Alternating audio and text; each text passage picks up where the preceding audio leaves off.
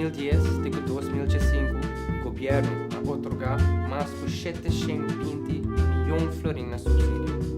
Conforme a ordenança de subsídio de 2007, todo subsídio mas de acordo otorgar a base de manejo de subsídio. Essa aqui, sin embargo, não estava de caso. O governo não a formular manejo de subsídio. De 720 milhões de florins, 460 milhões de florins agora otorgar de uma maneira ilícita.